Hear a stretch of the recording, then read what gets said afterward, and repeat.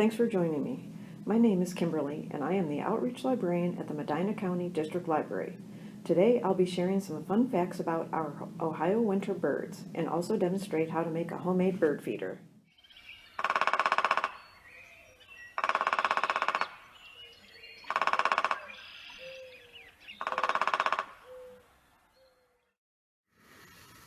Downy woodpeckers live in Ohio year-round and are plentiful and widespread where trees are present, woods, city parks, and backyards. They are also visitors to backyard bird feeders. Interesting to note, they have stiff tail feathers to brace themselves. This helps them to cling to trees, feeders, and other objects as it feeds. Downy woodpeckers also feed on seeds and nuts. As you can see here, peanuts are one of their favorite foods. Downy woodpeckers are one of the smallest woodpeckers and are small enough to feed on insects living on weed stalks or in the stems. In fact, they actually have barbed tongues to pull insects from tiny crevices. In the winter, downy woodpeckers frequently flock together with other birds. This means they have to spend less time looking out for predators. It also provides better opportunities for finding food.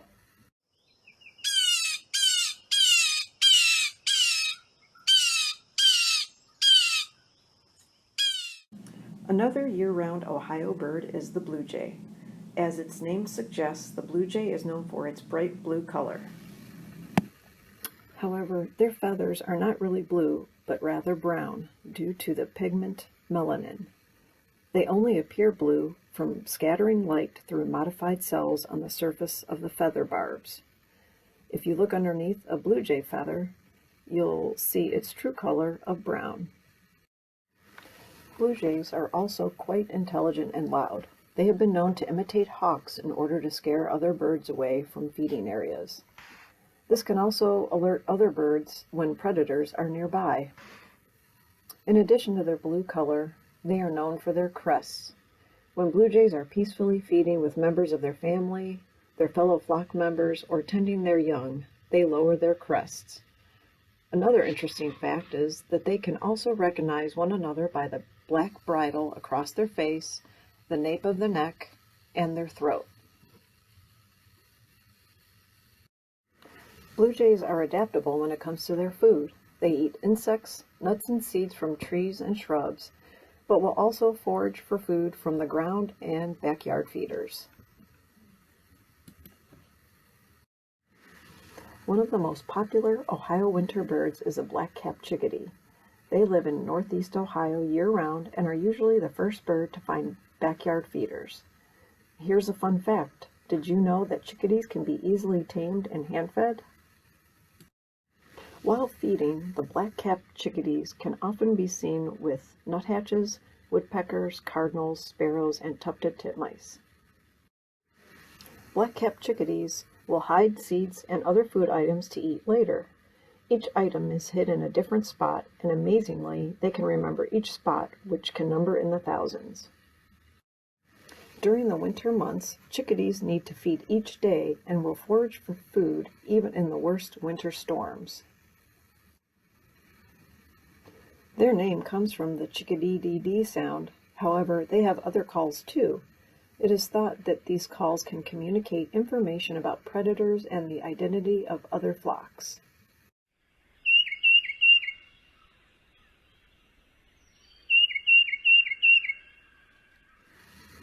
Another notable Ohio winter bird is the tufted titmouse. Their name comes from the two Anglo-Saxon root words which mean small bird. Tufted titmice are easily identified by their crest, their dark eyes, and their notable peter peter peter call. The tufted titmouse is a relative of the chickadee, and similar to them, it also hides food items. It hoards food in the fall and winter and usually stores food items within 130 feet of the feeder. They put a lot of work into hiding their seeds because they will take one seed per trip and will remove the shell before hiding them. They are commonly seen in wooded areas and backyard bird feeders. And tufted titmice enjoy sunflower seeds, acorns, and other seeds, nuts, insects, and suet.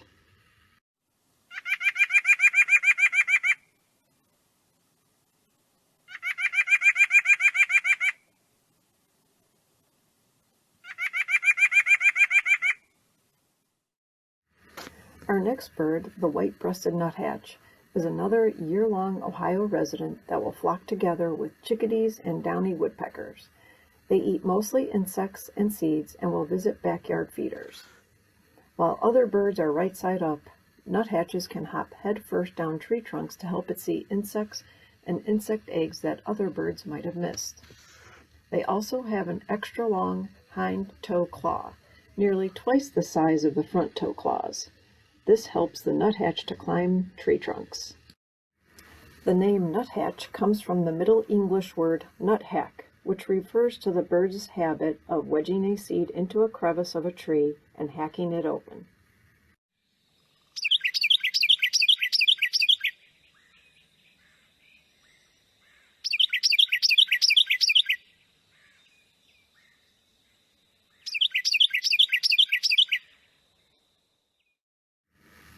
The Carolina wren is a standout with its curved beak, bright chestnut coloring, and numerous songs. It lives in Ohio year-round, but adjusts its territory southward based on the severity of winters. They usually forage for food by visiting low shrubs, brush piles, barks of trees, and the ground, as well as bird feeders for peanuts and suet. Wrens nest in a variety of places, such as mailboxes, shelves in garages, old tree stumps, nest boxes, bumpers of cars, or even broken taillights. Here we see a Carolina wren nesting in a squirrel feeder.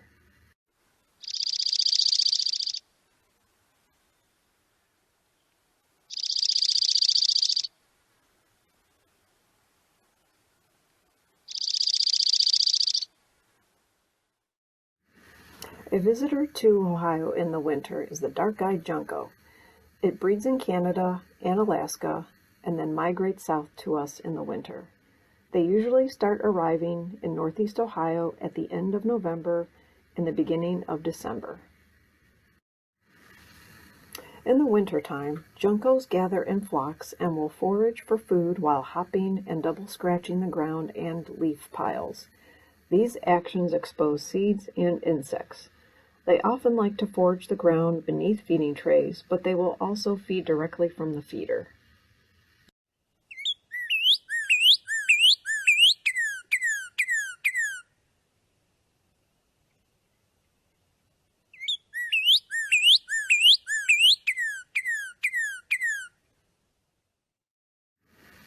One of Ohio's most popular birds is the northern cardinal. It is actually the official bird of Ohio, as well as Illinois, Indiana, Kentucky, North Carolina, Virginia, and West Virginia. Cardinals mate for life and stay paired year-round. During courtship, the male will feed the female. And an interesting fact, female cardinals will sing from the nest. They are one of the few songbirds to do so. It is thought that this will communicate to the male when to bring food. Cardinals are frequent visitors to backyard feeders, and their favorite food is sunflower seeds.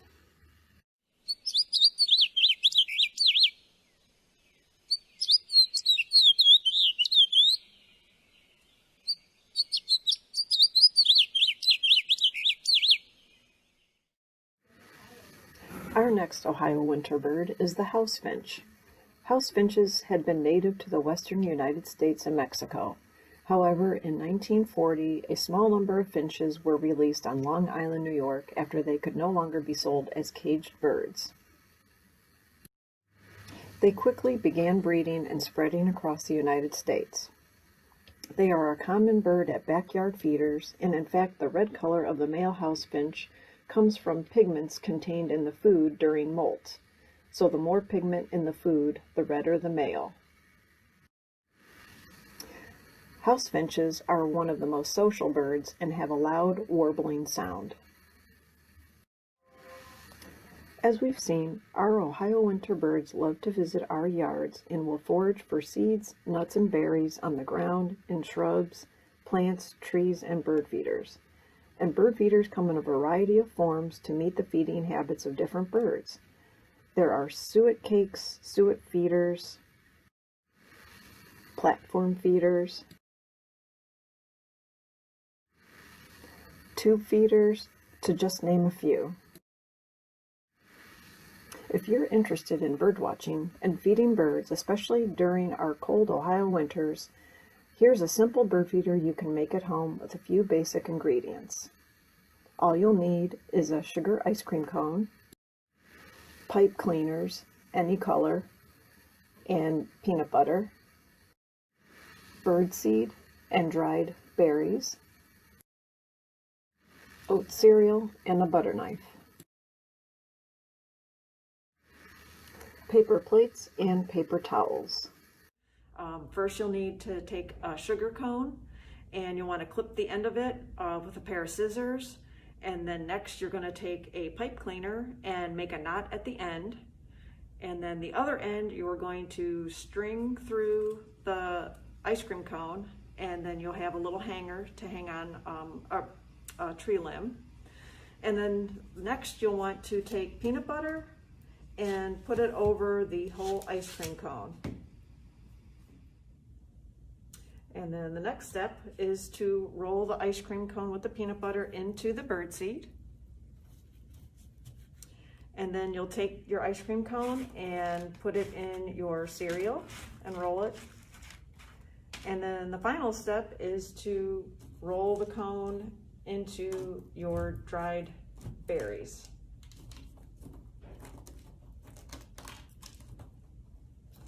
And if you need to add more peanut butter to get everything more to stick, you can do that too. But that's all there is to it, and you're all done. And then you can set it out on a tree limb and just wait for the birds to come. Whether you're a longtime birder or just getting started, stop by your local branch of the Medina County District Library and take a look at our bird books, or check out our online resources by visiting our website at www.mcdl.info.